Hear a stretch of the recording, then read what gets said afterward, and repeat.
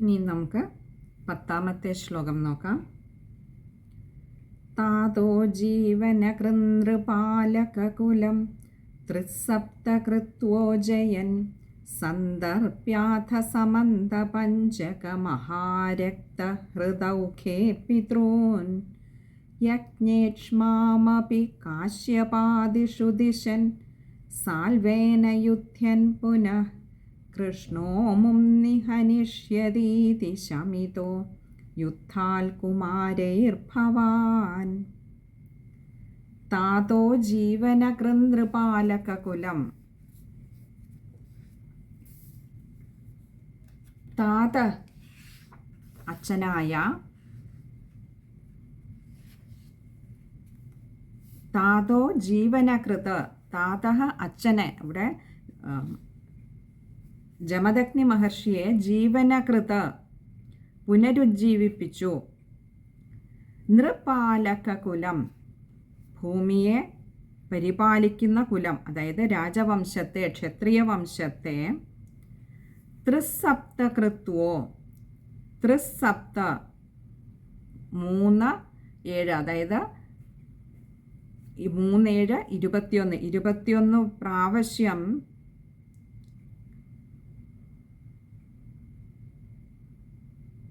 ചുറ്റി നടന്ന, ഭൂമിയിൽ ചുറ്റി നടന്ന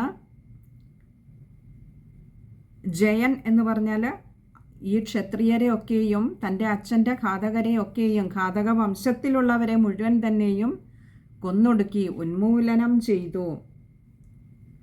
എന്നിട്ട് അവരെയൊക്കെ ജയിച്ച് സന്ദർപ്യാഥ സമന്ത പഞ്ചക മഹാരക്തഹൃദൗഖേ പിതॄൻ. സന്ദർപ്യാഥ,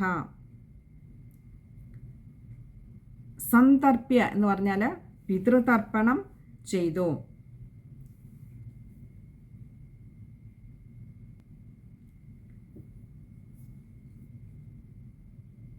സന്ദർപ്യാഥ അനന്തരം പിതൃതർപ്പണമൊക്കെ ചെയ്ത് സമന്ത പഞ്ചക മഹാരക്തഹൃദൗഖേ പിതॄൻ. സമന്തപഞ്ചക സമന്തപഞ്ചകത്തിലെ മഹാരക്തഹൃദൗഖേ, മഹാരക്തം. ഇവിടെ ഈ ജമദഗ്നി മഹർഷിയെ വധിക്കുമ്പോൾ നമ്മൾ പറഞ്ഞു കഴുത്തറുത്ത് കൊല്ലുകയായിരുന്നു എന്നാണ് പറയുന്നത്. അപ്പോൾ അങ്ങനെ കഴുത്തറുത്ത് കൊല്ലപ്പെട്ട ജമദഗ്നി മഹർഷിയുടെ ആ കണ്ഠനാളത്തിലൂടെ ഒഴുകിയെത്തിയ രക്തം അവിടെ 5 ഇടങ്ങളിൽ അങ്ങനെ തളം കെട്ടി നിന്നിരുന്നു എന്നാണ് പറയുന്നത്.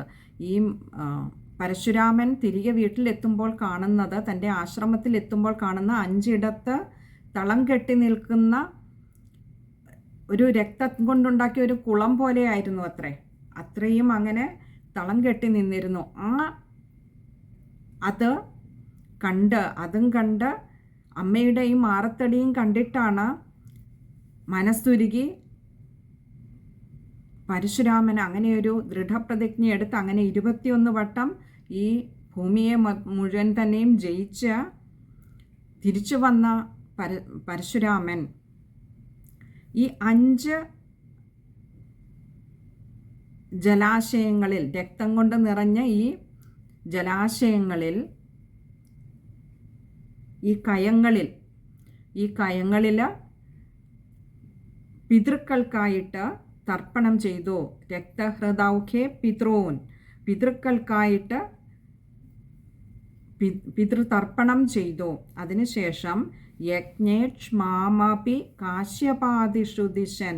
യജ്ഞേ യാഗത്തിൽ, ക്ഷ്മാമപി, ക്ഷ്മാം അപിയാണ് ക്ഷ്മാമപി, ഭൂമിയും, ക്ഷ്മാം എന്നാൽ ഭൂമി, ഭൂമിയും അതുപോലെ തന്നെ അപി എന്നതുകൊണ്ട് ഉദ്ദേശിക്കുന്ന മറ്റെല്ലാ സമ്പത്തുക്കളും. കാശ്യപാദിഷു ദിശൻ, അതായത് ഇപ്പോൾ ഭൂമിയിലെ ഏക ഛത്രാധിപതിയായിട്ടിരിക്കുന്നത് പരശുരാമനാണ്. എല്ലാ ക്ഷത്രിയരെയും കൊന്നൊടുക്കി കഴിഞ്ഞപ്പോൾ ഭൂമി മുഴുവൻ ഇപ്പോൾ പരശുരാമൻ്റെ കൈകളിലാണ്. അതിനുശേഷമാണ് ഒരു യാഗം നടത്തി അദ്ദേഹം. ആ യാഗത്തിൻ്റെ അവസാനത്തിൽ ഋത്വിക്കുകളായിരുന്ന കാശ്യപാദിഷു ദിശൻ, കാശ്യപ മഹർഷി ആദ്യമായിട്ടുള്ളവർക്ക് അവർക്കായിക്കൊണ്ട് ഈ ഭൂമിയെയും മറ്റുള്ള മുഴുവൻ സമ്പത്തുക്കളെയും ദിശൻ എന്ന് പറഞ്ഞാൽ കൊടുത്തു, സമർപ്പിച്ചു. സാൽവേന, അതിനുശേഷം സാൽവേന യുദ്ധൻ പുനഃ അതിനുശേഷം ഒരു നാൾ സാൽവേന യുദ്ധൻ, സാൽവനുമായിട്ട് യുദ്ധം ചെയ്ത സമയത്ത് കൃഷ്ണോമും നിഹനിഷ്യതീതി ശമിതോ, ആ സമയത്ത് സാൽവനോട് യുദ്ധാൽ കുമാരൈർ ഭവാൻ, കുമാരൈർ എന്ന് പറഞ്ഞാൽ സനൽകുമാരാദിമാർ സാൽവൻ്റെ കൈകൊണ്ട് മരണപ്പെടാതെ, അതായത് സാൽവൻ കൊല്ലും എന്നുള്ളൊരു അവസ്ഥ വന്നപ്പോൾ, പരശുരാമൻ കൊല്ലപ്പെടും സാൽവ രാജാവുമായിട്ട് നടന്ന ആ യുദ്ധത്തിൽ എന്ന് വന്നപ്പോൾ സനൽകുമാരാദി മഹർഷിമാർ വന്നിട്ട് കൃഷ്ണോമും നിഹനിഷ്യതീതി, കൃഷ്ണ അമും, കൃഷ്ണനാൽ ഈ പരശുരാമൻ നിഹനിഷ്യതി ഇതിയാണ്, അതായത് കൃഷ്ണനാൽ നിഗ്രഹിക്കപ്പെടേണ്ടവനാണ് ഈ പരശുരാമൻ, അതുകൊണ്ട് നിങ്ങൾ വധിക്കരുത് എന്ന ശമിതോ യുദ്ധാൽ കുമാരേർ ഭവാൻ എന്ന് സനൽകുമാരാദി മഹർഷിമാർ വിലക്കിയത് കൊണ്ട് ശമിതോ യുദ്ധാൽ, ആ യുദ്ധത്തിൽ നിന്നും അല്ലെങ്കിൽ ആ ഒരു സംരംഭത്തിൽ നിന്നും, ഈ പരശുരാമനെ വധിക്കുക എന്ന സംരംഭത്തിൽ നിന്നും സാൽവരാജാവ് പിൻവാങ്ങുകയും ചെയ്തു. ഇത് ഭഗവാനാൽ കൊല്ലപ്പെടേണ്ടതാണ് പരശുരാമൻ എന്ന് മനസ്സിലാക്കിക്കൊണ്ട്, സനൽകുമാരാദി മഹർഷിമാരിൽ നിന്നും മനസ്സിലാക്കിക്കൊണ്ട് ഇങ്ങനെ ഒരു കർമ്മത്തിൽ നിന്ന് പിന്തിരിയുകയും ചെയ്തു. ഇനി നമുക്ക് ആ ശ്ലോകം ഒന്നുകൂടി നോക്കാം. താതോ ജീവന കൃനൃപാലകുലം ത്രിസപ്തകൃത്വോ ജയൻ സന്ദർപ്യാഥ സമന്ത പഞ്ചക മഹാരക്ത ഹൃദൗഖേ പിതॄൻ യജ്ഞേക്ഷ്മാമപി കാശ്യപാദിഷു ദിശൻ സാൽവേന യുധ്യൻ പുനഃ കൃഷ്ണോമും നിഹനിഷ്യതീതി ശമിതോ യുദ്ധാൽ കുമാരൈർഭവാൻ. ശ്ലോകം വായിക്കുമ്പോൾ ശ്രദ്ധിക്കേണ്ട കാര്യങ്ങൾ: താതോജ്ജീവന, ജ കൂട്ടക്ഷരമാണ്, കട്ടിയിൽ വായിക്കാൻ ശ്രമിക്കുക. പിന്നെ അടുത്തത് കൃത നൃപാലകകുലമാണ്, നൃപാലകകുലം, അത് പദം പിരിക്കേണ്ട, പകരം ന കൂട്ടക്ഷരമാണ്. അതുപോലെയാണ് ത്രിസപ്തകൃത്വോ, അവിടെ സ കൂട്ടക്ഷരമാണ്. 37 പ്രാവശ്യം എന്നുള്ള അർത്ഥത്തിൽ, അതായത് 21 പ്രാവശ്യം ജയൻ, ജയിച്ചവനാണ്. പിന്നെ അടുത്തത് സമന്ത പഞ്ചക മഹാരക്തഹൃദൗഖേ, അത് കഴിയുന്നതും ചേർത്ത് തന്നെ അത് വായിക്കുക, അത് പദം പിരിക്കേണ്ടതില്ല. സമന്ത പഞ്ചകം എന്ന് പറയുന്ന ആ പ്രദേശത്ത് രക്തകയങ്ങളിൽ പോയി പിതൃതർപ്പണം നടത്തി. ഇവിടെ സമന്തപഞ്ചകം എന്ന് പറയുന്ന സ്ഥലത്തിന് മറ്റൊരു പ്രത്യേകത കൂടിയുള്ളത്, മഹാഭാരത യുദ്ധം നടന്ന ആ കുരുക്ഷേത്ര ഭൂമിയിലെ ഈ 5 കയങ്ങളിലാണ് രാജാക്കന്മാരെയൊക്കെ വെട്ടിക്കൊന്ന രക്തം വീഴ്ത്തിയത് എന്നും ഒരു കഥ കേട്ടിട്ടുണ്ട്. ഇനി അടുത്തത് ക്ഷ്മാമപി, ക്ഷ്മാം അപിയാണ് മായുടെ ആകാരം, ശ്രദ്ധിക്കുക. കാശ്യപാദിഷു എന്ന് പറഞ്ഞാൽ കാശ്യപൻ ആദ്യമായിട്ടുള്ളവർക്ക്, പുനഃ അവിടെ വിസർഗമുണ്ട്. അതുപോലെ കൃഷ്ണോമും ഒകാരം നീട്ടിയെടുക്കുക, വിശ്ലേഷണമുണ്ട്. പിന്നെ അടുത്ത നിഹനിഷ്യതി ഇതിയാണ്, നിഹനിഷ്യതീതി, അവിടെ ആദ്യത്തെ തായുടെ ഈ കാരം നീട്ടിയെടുക്കുക. ഇത്രയും കാര്യങ്ങളാണ് ആ ഒരു ശ്ലോകം വായിക്കുമ്പോൾ ശ്രദ്ധിക്കേണ്ടതായിട്ടുള്ളത്. ഇനി അടുത്തത് 11ാമത്തെ ശ്ലോകമാണ്. ന്യസ്യാസ്ത്രാണി മഹേന്ദ്രഭൂഭൃതി തപസ്തൻവൻ പുനർമജ്ജിതാം ഗോകർണാവധി സാഗരേണ ധരണീം ദൃഷ്ട്വാർത്ഥിതസ്താപസൈ ധ്യാദേശ്വാസധൃതാനലാസ്ത്രചകിതം സിന്ധും സ്രുവക്ഷേപണാദുൽസാര്യോ ധൃതകേരളോ ഭൃഗുപതേ വാതേശ സംരക്ഷമാം ഉത്സാര്യോധൃതകേരളോ ഭൃഗുപതേ വാതേശ സംരക്ഷമാം. ന്യസ്യാസ്ത്രാണി, ന്യസ്യ അസ്ത്രാണി. അസ്ത്രം എന്ന് പറഞ്ഞാൽ ആയുധങ്ങൾ. ഈ ആയുധങ്ങളെയെല്ലാം ന്യസ്യ എന്ന് പറഞ്ഞാൽ ഉപേക്ഷിച്ചിട്ട്, അവസാനം ഈ അസ്ത്രങ്ങളെയെല്ലാം ഉപേക്ഷിച്ചിട്ട് മഹേന്ദ്ര ഭൂഭൃതി തപസ്തൻവൻ. മഹേന്ദ്ര ഭൂഭൃതി എന്ന് പറഞ്ഞാൽ ആ മഹേന്ദ്ര പർവ്വതത്തിൽ തപസ്തൻവൻ, തപസ് അനുഷ്ഠിക്കുന്നവനായിട്ട് പുനർമജ്ജിതാം,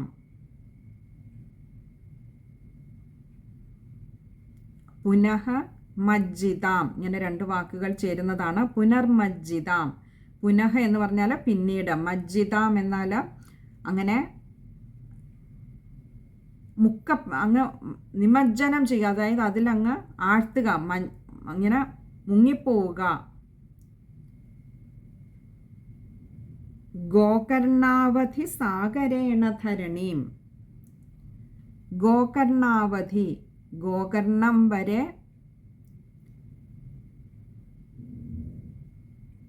സാഗരേണ എന്ന് പറഞ്ഞാൽ സമുദ്രത്തിൽ, ധരണീം ഈ ഭൂമിയെ, അതായത് ഗോകർണം വരെ സമുദ്രത്തിൽ മുങ്ങിപ്പോയ ഈ ഭൂമിയെ ദൃഷ്ട്വാർത്ഥിതസ്താപസേ, ദൃഷ്ട്വാ അർത്ഥിതതാപസേ, ദൃഷ്ട്വ എന്ന് പറഞ്ഞാൽ കണ്ടിട്ട്, അർത്ഥിത എന്ന് പറഞ്ഞാൽ അർത്ഥിക്കുക, അപേക്ഷിക്കുക, താപസേ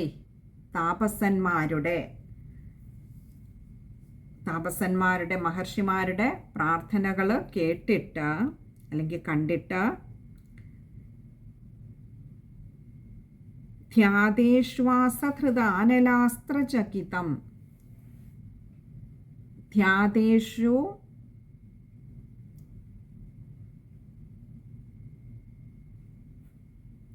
ധ്യാതേഷു ആസധൃത അനലാസ്ത്ര ചകിതം. ഇങ്ങനെ കുറച്ചധികം വാക്കുകൾ അവിടെ വരുന്നുണ്ട്.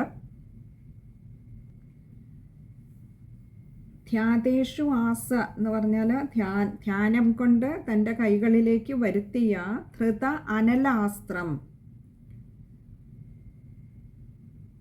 ആഗ്നേയാസ്ത്രം കൊണ്ട് തൻ്റെ കൈകളിൽ വന്നുചേർന്ന ആ ആഗ്നേയാസ്ത്രം കൊണ്ട് ചകിതം സിന്ധും, അതായത് ചകിതയായ ഭയന്നുപോയതായിട്ടുള്ള സിന്ധും സാഗരത്തെ, സമുദ്രത്തെ സ്രുവക്ഷേപണാത്, സ്രുവം എന്ന് പറഞ്ഞാൽ മഴുവാണ്. ഇവിടെ സ്രുവം എന്നുള്ളതിന് മഴുവെന്നും, നമ്മൾ യാഗങ്ങൾക്കൊക്കെ ഉപയോഗിക്കുന്ന തവിയെയും സ്രുവം എന്നാണ് പറയുന്നത്. ഈ രണ്ട് തരത്തിലും പറയാറുണ്ട്. അപ്പോൾ മഴു എറിഞ്ഞതാണോ ഈ യാഗത്തവി ആ ഒരു സ്രുവമാണോ എറിഞ്ഞത് അതറിയില്ല. മലയാളികളുടെ വിശ്വാസം അനുസരിച്ച് നമുക്ക് മഴു എറിഞ്ഞെന്നാണ് പറയപ്പെടുന്നത്. ഇത് ശരിക്കും ഒരു യാഗ പശ്ചാത്തലമായതുകൊണ്ട് തന്നെ, കാരണം ഈ യുദ്ധത്തിന് ശേഷം, സാൽവനുമായിട്ടുള്ള യുദ്ധത്തിന് ശേഷം തൻ്റെ അസ്ത്രങ്ങളെല്ലാം ഉപേക്ഷിച്ചിട്ടാണ് പരശുരാമൻ ആ മഹേന്ദ്ര പർവ്വതത്തിൽ പോയിട്ട് തപസ് ചെയ്യുവാനായിട്ടിരിക്കുന്നത്. അവിടെ വെച്ചാണ് മഹർഷിമാർ വന്നിട്ട് ഗോകർണം വരെയുള്ള ഭൂമി അങ്ങനെ സമുദ്രത്തിൽ മുങ്ങിപ്പോയി എന്ന് പറഞ്ഞ ഭൂമിയെ രക്ഷിക്കണമെന്ന് പറഞ്ഞപ്പോൾ പരശുരാമൻ തൻ്റെ ധ്യാനം കൊണ്ട് തന്നെ കൈകളിലേക്ക് വരുത്തിയ ആഗ്നേയാസ്ത്രം കണ്ടു ഭയന്ന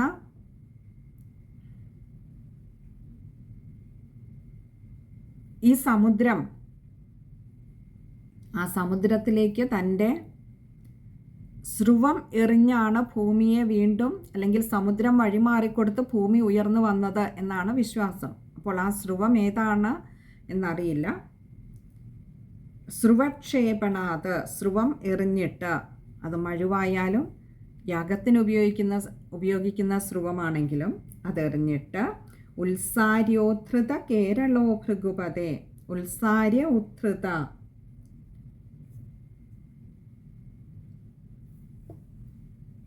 ഉദ്ധൃത എന്ന് പറഞ്ഞാൽ വീണ്ടെടുത്ത, ഉദ്ധരിച്ച.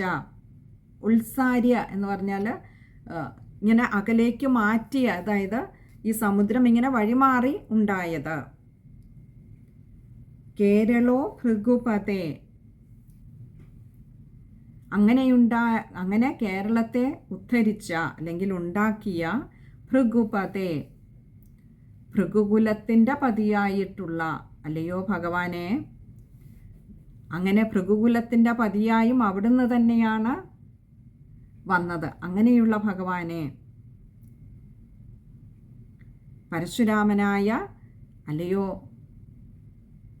പരശുരാമനായി ലീലയാടിയ അല്ലയോ ശ്രീ ഗുരുവായൂരപ്പ, അവിടുന്ന് വാതേശ സംരക്ഷമാം, അല്ലയോ ഗുരുവായൂരപ്പ, ഞങ്ങളെ കാത്തുരക്ഷിക്കണമേ, എന്നെ കാത്തുരക്ഷിക്കണമേ, അടിയനെ സംരക്ഷിക്കണമേ. ഇനി നമുക്ക് ആ ശ്ലോകം ഒന്നുകൂടി നോക്കാം.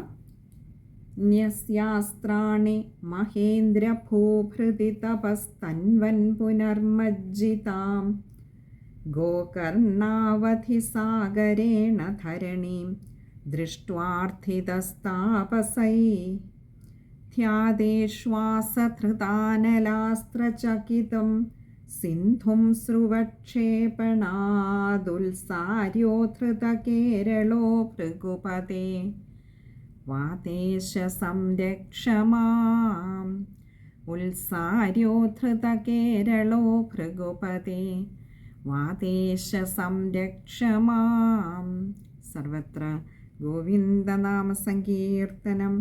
ഗോവിന്ദ ഹരി ഗോവിന്ദ. ശ്ലോകം മുഴുവൻ വായിക്കുമ്പോൾ ശ്രദ്ധിക്കേണ്ട കാര്യങ്ങൾ: ന്യസ്യ അസ്ത്രാണിയാണ്, ന്യസ്യാസ്ത്രാണി പദം പിരിക്കേണ്ട, ആകാരം ശ്രദ്ധിച്ചാൽ മതിയാകും. അതുപോലെ തപസ്തൻവൻ, അത് കഴിയുന്നതും ചേർത്ത് വായിക്കുക.